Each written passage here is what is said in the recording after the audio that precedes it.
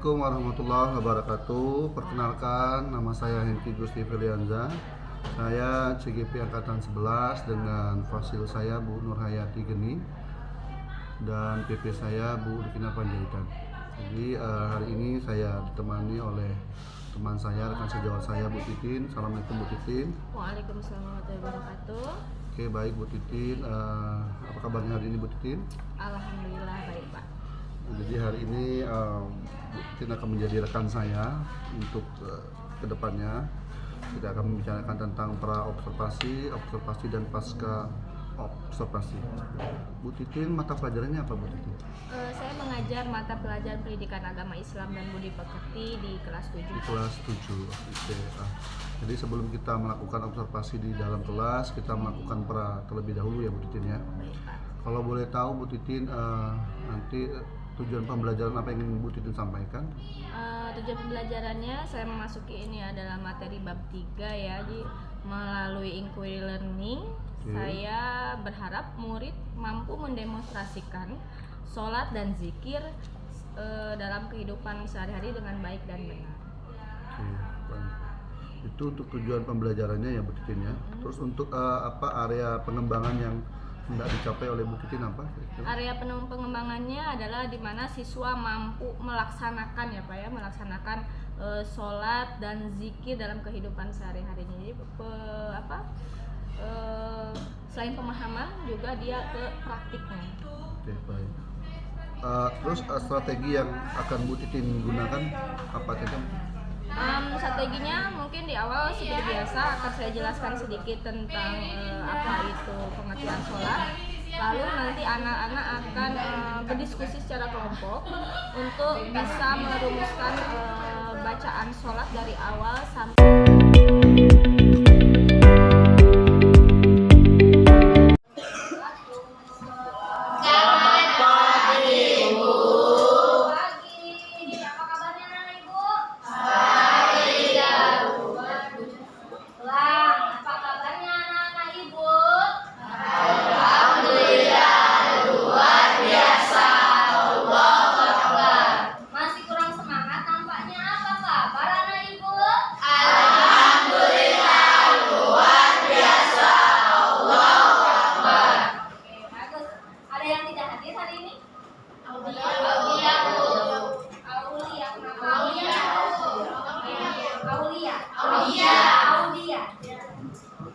Audia kenapa?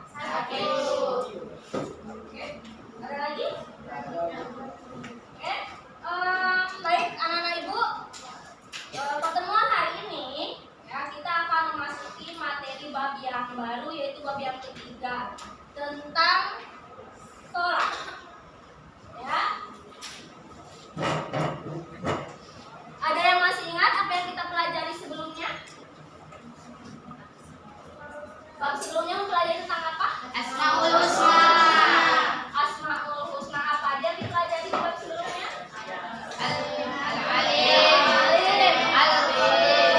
Al-Qadir, As-Sami, Al-Basir. Oke, masih ingat, bagus ya. Jadi apabila pada bab yang belum pelajari tentang rukun iman yang pertama, yaitu iman kepada Allah ya, dengan submaterinya tentang Asmaul Husna yang empat tadi, Al-Alim, Al-Qadir, As-Sami, Al-Basir. Pada materi yang ketiga, kita memasuki elemen yang ketiga, yaitu tentang akhlak. Kok akhlak Bu? Sholat sama akhlak apa kaitannya? Ya, nanti akan kita bahas kenapa sholat mempengaruhi akhlak seseorang. Oke, tujuan pembelajaran kita pada bab yang ketiga ini adalah melalui learning siswa mampu memahami dan mendemonstrasikan sholat dan zikir dengan baik dan benar. Ada yang masih belum kenal sholat? Sudah tahu sholat itu apa? Apa itu sholat?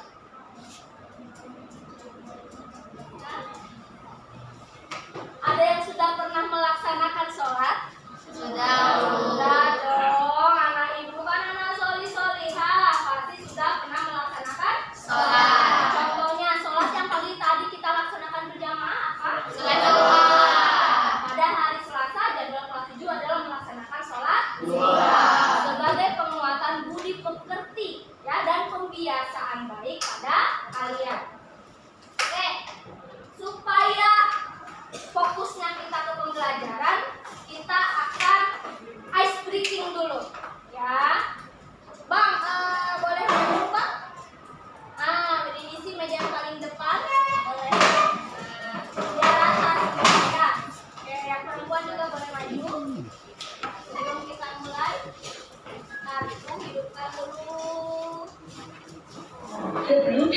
device is ready to pair.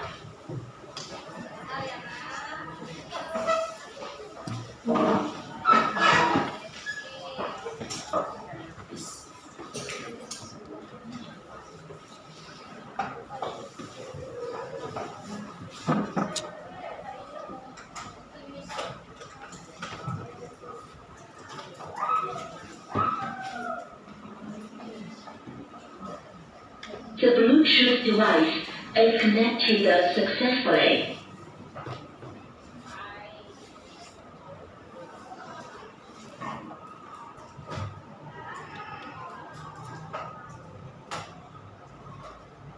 Oke, semuanya boleh mengikuti kegiatan ini. Oke.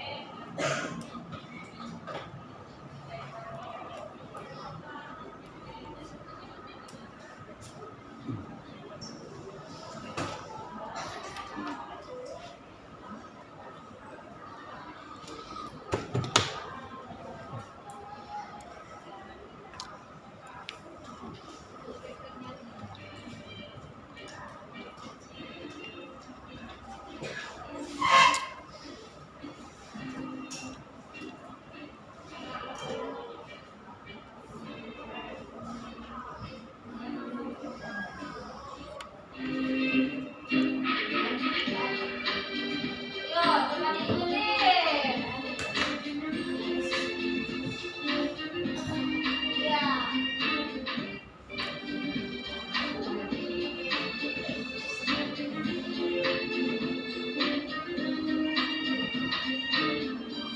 Ini nggak jempol.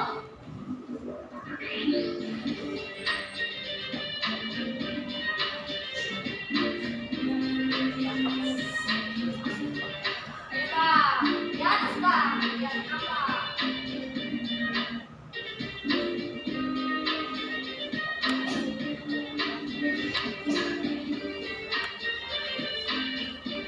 Sis dan pistol.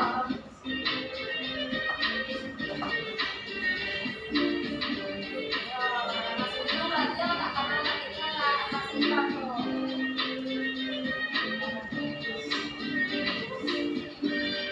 Lima dan satu. Ayo.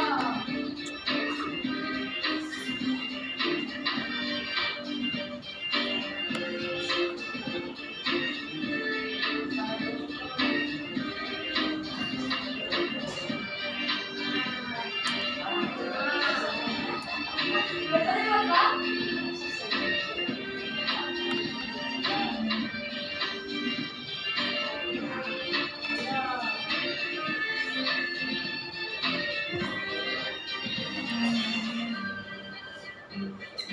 Putar keluar.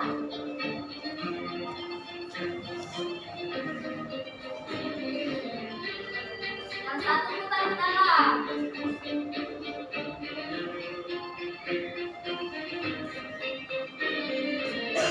Nah, satu keluar, satu ke dalam.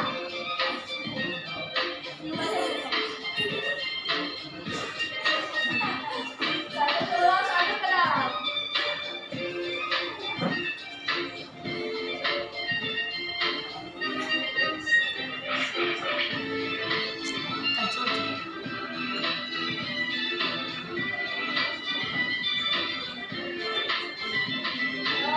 Cepat. Jempol sama kelingking.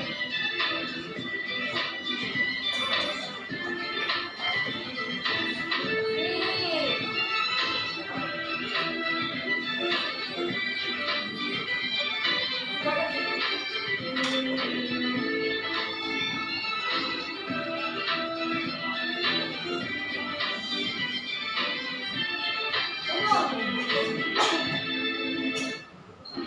Oke, tepuk tangan.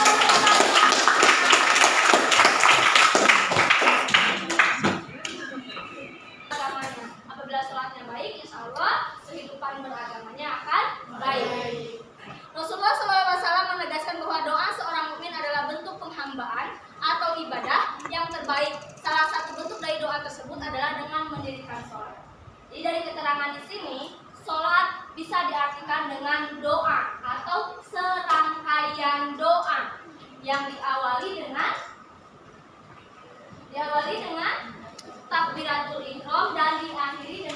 Salam. Jadi sholat adalah serangkaian doa, karena bukan hanya satu doa ya.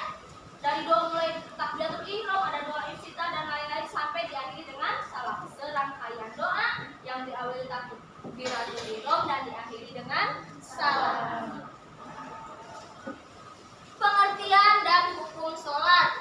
Nah, di sini ada dua pertanyaan pemantik. Yang pertama, apa sih sholat itu? Yang kedua, hukum sholatnya apa? Ya. Nah, Ibu yakin untuk usia kalian di usia SMP di kelas 7 ini pasti sudah tidak asing dengan yang namanya sholat. Sudah dipelajari dari sejak SD, sejak kecil sudah dipelajari sholat itu, ya. Yang susah atau yang perlu ditekankan lagi adalah bagaimana penerapannya dalam kehidupan sehari-hari. Di antara anak ibu ini, coba siapa yang sudah terbiasa melaksanakan sholat 5 waktu? Oke, good, abang, mantap. Ya, yang masih bolong-bolong, kadang ada yang sholat, kadang enggak, angkat tangannya. Oke, good. Yang masih tidak pernah sholat sama sekali, ada? Tidak ada. Jadi setidaknya, kalaupun masih belum bisa melaksanakan sholat itu tepat waktu di 5 waktu tadi, ya, setidaknya kalau kalian sudah pernah melaksanakan sholat, kalian sudah mengenal apa sholat itu. Tadi ibu bilang ya, sholat adalah serangkaian doa katanya. Diawali dengan takbiratul ihram dan diakhiri dengan salam. Sholat, hukum sholat ada dua. Ada namanya sholat wajib atau fardu ain. Yang kedua ada yang namanya sholat sunnah. Ya. Ini dia pengertian sholat secara istilah. Sholat adalah ibadah yang dimulai dengan takbiratul ihram dan diakhiri dengan mengucapkan salat dengan syarat dan ketentuan tertentu.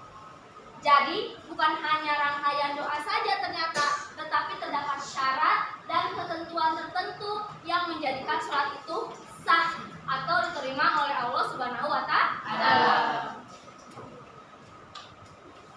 Kedudukan sholat dalam agama Islam sangatlah tinggi dibandingkan ibadah yang lainnya. Dengan mendirikan sholat maka dapat mencegah kita dari perbuatan keji dan mungkar. Ya, ingat, sholat adalah ibadah yang pertama akan dihisab di akhirat. Ya, yang pertama dihisab adalah sholat. Dan pada slide yang ini disebutkan juga bahwa tujuan dari sholat itu apa? Untuk mencegah kita dari melakukan perbuatan keji dan mungkar. Perbuatan keji artinya perbuatan yang jahat. Orang yang sholat, yang mendirikan sholat dan melaksanakan sholat, minimal dia akan mengatur dirinya, menahan dirinya untuk tidak berbuat jahat. Mungkar artinya dia melanggar perintah Allah Subhanahu wa Ta'ala. Ya. Seperti dalam firman Allah Subhanahu wa Ta'ala berikut ini, di sini ada dengan terjemahnya, bacalah kitab Al-Qur'an yang telah diwahyukan kepadamu wahai Muhammad. Bacalah kitab Al-Qur'an yang telah diwahyukan kepadamu wahai Muhammad, katanya ya, dan laksanakanlah sholat. Sesungguhnya sholat itu mencegah dari perbuatan keji dan mungkar. Dan ketahuilah mengingat Allah dalam sholat itu lebih besar keutamaannya dari ibadah yang lain. Allah mengetahui apa yang kamu kerjakan. Bisa kita simpulkan dari ayat ini ya, selain kita disuruh baca Quran katanya ya, Nabi Muhammad juga disuruh untuk mendirikan sholat. Karena sesungguhnya tujuan dari sholat itu adalah mencegah dari perbuatan keji dan mungkar. Lalu di situ suruh kita ketahuilah katanya, mengingat Allah dalam sholat itu lebih besar keutamaannya dari ibadah-ibadah yang lain. Jadi sholat dulu dirikan, ya. Contohnya, kita puasa di bulan Ramadan, tapi tidak sholat. Bagaimana hukumnya atau rasanya? Kita puasa di bulan Ramadan, tapi tidak sholat. Dari ibadah-ibadah yang lain. Bukan berarti sholat aja cukup, enggak. Tapi ibadah-ibadah yang lain harus ditopang oleh fondasi utama, yaitu sholat. Jadi sholat dulu.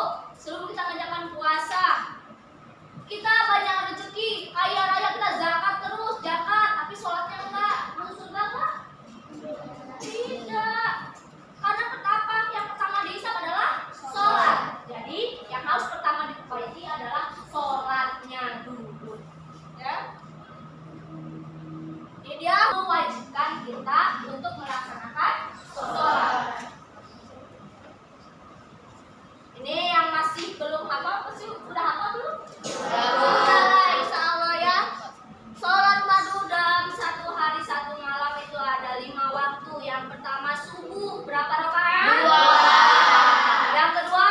Zuhur. Berapa rakaat? 4. Yang ketiga? Asar. Berapa rakaat? 4. Yang ketiga, yang keempat? Maghrib. Berapa rakaat? 3. Terakhir? Isya. Berapa rakaat? 4. Jadi, satu hari satu malam jika tidurkan kita melaksanakan sholat wajib sebanyak 5 waktu dan 17 rakaat. Selain sholat wajib ada yang namanya sholat sunnah. Sholat sunnah ini nanti banyak jenisnya. Mungkin di kelas 8 akan dipelajari tentang macam-macam sholat sunnah. Ya.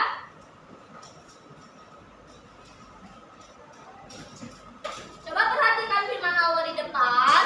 Ya, di sini disebutkan, maka apabila kamu telah menyelesaikan sholatmu, ingatlah Allah di waktu berdiri, di waktu duduk, dan di waktu berbaring. Kemudian apabila kamu telah merasa aman, maka dirikanlah sholat itu. Ya, sebagaimana biasanya. Sesungguhnya sholat itu adalah fardu yang ditentukan waktunya atas orang-orang yang beriman. Dari ayat asal kecuali di jamaah. Ya, karena sholat wajib 5 waktu adalah sholat yang sudah ditentukan waktunya. Subuh di waktu subuh, zuhur di waktu siang hari, asar di waktu sore hari, maghrib di waktu petang, pergantian antara sore dan malam. Lalu sholat isya di waktu malam hari. Ya. Adakah yang di sini merasa masih malas melaksanakan sholat?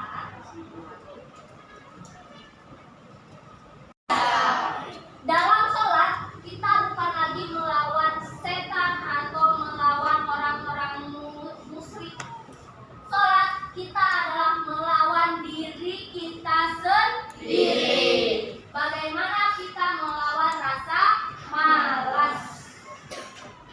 Ya, padahal sudah ada nyanyinya pada subuh kesiangan, zuhur kelewat karena kesibukan, asar di perjalanan katanya ya, maghrib kelelahan, isya ketiduran.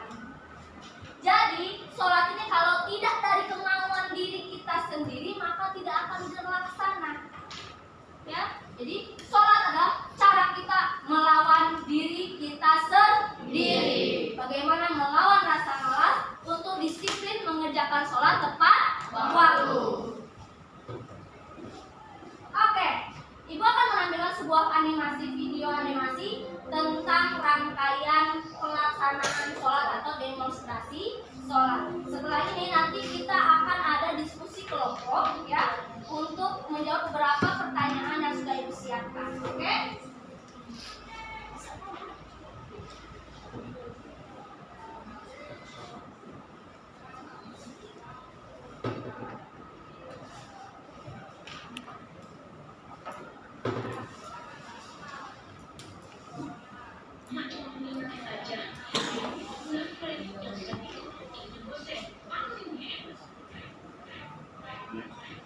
Oke, disimak betul-betul. Yang pentingnya silakan dicatat.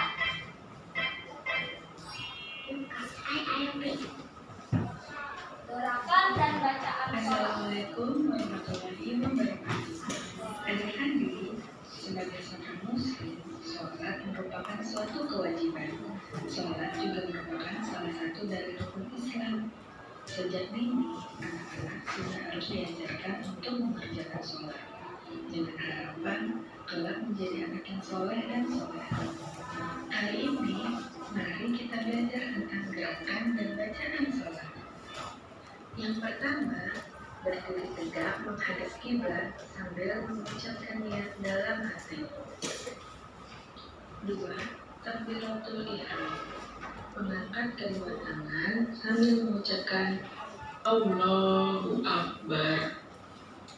Kemudian membaca doa iftitah, membaca Al-Fatihah dan surat pendek. Allahu Akbar kabira walhamdulillahi katsira wa subhanallahi bukratan wa asila. wajjahtu wajhiya lilladzi fataras samawati wal ardh hanifan musliman wa ma ana minal musyrikin. Inna sholati wa nusuki wa mahyaya wa mamati lillahi rabbil alamin. La syarika lahu wa bidzalika umirtu wa ana minal muslimin. Bismillahirrahmanirrahim. Alhamdulillahi rabbil alamin. Ar-Rahmanir-Rahim. Maliki yaumiddin. Iyyaka na'budu wa iyyaka nasta'in. Ihdinas siratal mustaqim. Siratal ladzina an'amta 'alaihim ghairil maghdubi 'alaihim waladdallin. Amin. Bismillahirrahmanirrahim. Qul huwallahu ahad. Allahus samad. Lam yalid wa lam yulad wa lam yakul lahu kufuwan ahad. Allahu akbar. Selanjutnya, gerakan ruku dengan membaca Subhana rabbiyal azim wa bihamdi. Subhana rabbiyal azim wa bihamdi. Subhana rabbiyal azim wa bihamdi. kemudian i'tidal. Sami Allahu liman hamidah. Rabbana lakal hamdu mil'us samawati wa mil'ul ardi wa mil'u ma syi'ta min syai'in ba'du. Allahu akbar. Lalu sujud. Subhana rabbiyal a'la wa bihamdi. Subhana rabbiyal a'la wa bihamdi. Subhana rabbiyal a'la wa bihamdi. Allahu akbar. Duduk di antara dua sujud. Rabbi firli warhamni wajburni warfa'ni warzuqni wahdini wa'afini wa'fu anni. Allahu akbar. Sujud kedua. Subhana rabbiyal a'la wa bihamdi. Subhana rabbiyal a'la wa bihamdi. Subhana rabbiyal a'la wa bihamdi. Allahu akbar. Tahiyat awal. At-tahiyatul mubarakatus salawatut thayyibatu lillah. Assalamu alayka ayyuhan nabiyyu wa rahmatullahi wa barakatuh. Assalamu alayna wa ala ibadillahis sholihin. Asyhadu an la ilaha illallah wa asyhadu anna Muhammadan Rasulullah. Tahiyat akhir. At-tahiyatul mubarakatus salawatut thayyibatu lillah. Assalamu alayka ayyuhan nabiyyu wa rahmatullahi. Assalamu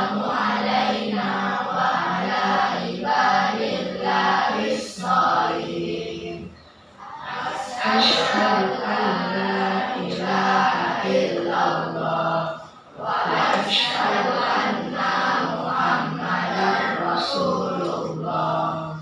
Allahumma sholli ala sayyidina Muhammad kama shallaita ala sayyidina wa ala ali Ibrahim wa barik ala Muhammad wa ala ali Muhammad kama barakta ala Ibrahim wa ala ali Ibrahim innaka Hamidum Majid.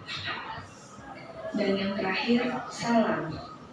Assalamualaikum warahmatullahi Assalamualaikum warahmatullahi. Pelaksanaan sholat mungkin ada yang berbeda di antara ibu. Saya doain tintahnya biasanya pakai Allahumma baik ini. Ada di sini? Karena saya ada. Bu, saya diajarkannya Allahumma baik ini. Silahkan ya. Karena kami mengajarkan kurang lebih ada 16 macam doa iftitah yang bisa dipakai. Tapi di Indonesia memang yang paling banyak dipakai yang Allahu Akbar Kabiro tadi ya. Selanjutnya, oke, kita masuk ke sesi diskusi kelompok. Yang akan kita bahas adalah nomor 1, 2, 3, 4. Ya, untuk mempersingkat waktu, baris yang sana silakan diskusikan pertanyaan nomor 1, yaitu tentang syarat wajib sholat. Syarat wajib sholat adalah syarat yang apabila ada pada diri kita, maka kita sudah wajib melaksanakan sholat. Baris yang kedua, abang-abang ganteng ini akan membahas tentang sebutkan syarat sah sholat. Bedanya dengan syarat wajib, syarat sah adalah syarat yang harus dipenuhi agar sholatnya dianggap sah. Baris yang ketiga akan membahas pertanyaan nomor 3 tentang 13 rukun sholat. Bu, kami diajarkannya 17. Boleh. Ya. Bu, kami diajarkannya terus silakan. Ya, rukun sholat adalah bagian-bagian yang wajib ada dalam sholat. Kalau satu tertinggal maka sholatnya tidak sah. Rukun itu namanya. Yang baris yang keempat, yang campuran abang dan kakak-kakak cantik, membahas pertanyaan nomor 4, yaitu sunnah-sunnah dalam sholat. Oke, silakan duduk, boleh berembuk duduk ya. Ibu kasih waktu kurang lebih 10 menit. Ibu kasih waktu 10 menit, lalu nanti akan mempresentasikan saat masing-masing tugas. Ya, bergabung mendekat boleh, diajak boleh.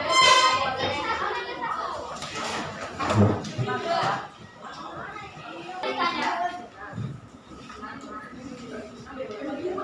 Kan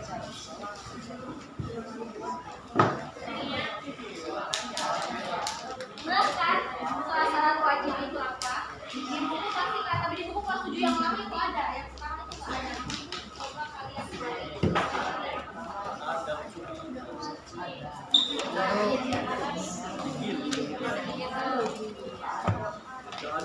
Gak ada di buku.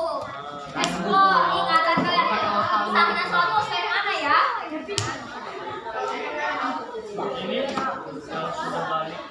Sholat itu sah kalau bagaimana? Ayo. 13 rukun sholat. Apa yang wajib dalam sholat apa aja? Nah, ya, tulis. Langsung tulis, langsung tulis.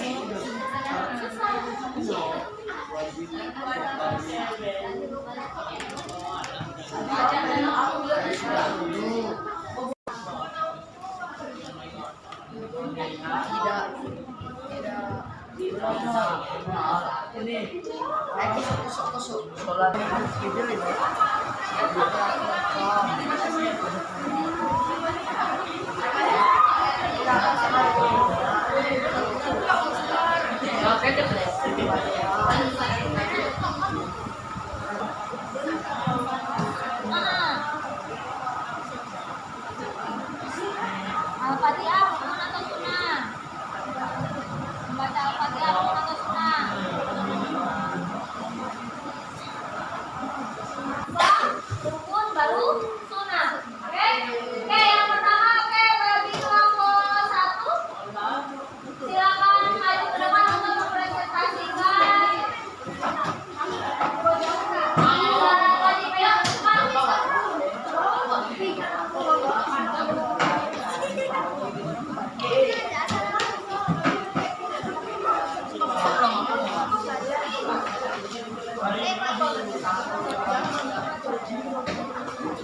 Tapi salah tuh kata yang ada spesies kemarin. PKN. Assalamualaikum warahmatullahi wabarakatuh.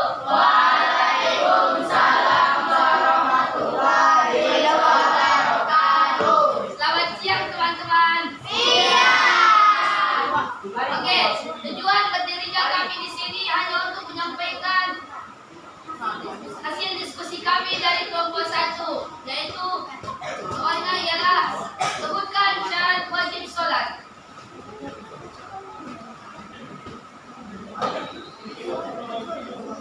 Satu, balik. Dua, berakal.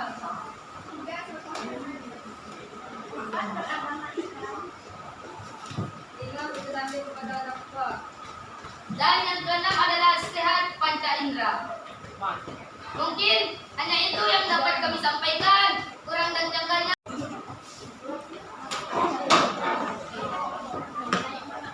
Assalamualaikum warahmatullahi wabarakatuh.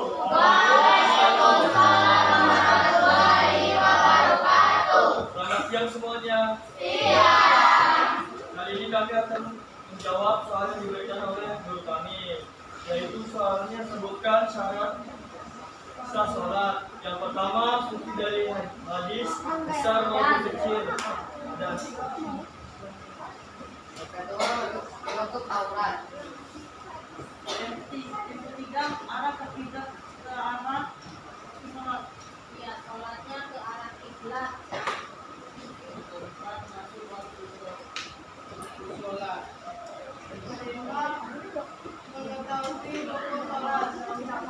itu saja yang dapat kami sampaikan. Kurang jelasnya kami mohon maaf. Wassalamualaikum warahmatullahi wabarakatuh. Waalaikumsalam warahmatullahi wabarakatuh. Masih ya, proses. Oke, selanjutnya kelompok 3 untuk menjawab pertanyaan nomor 3.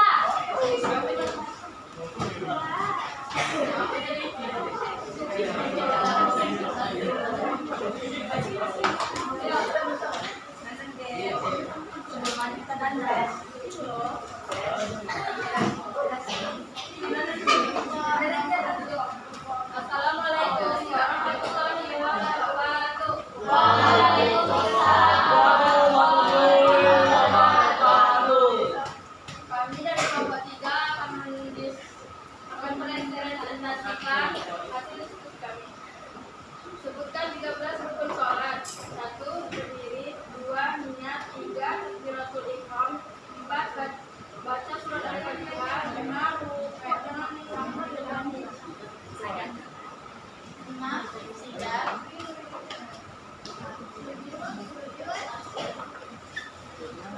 Murid yang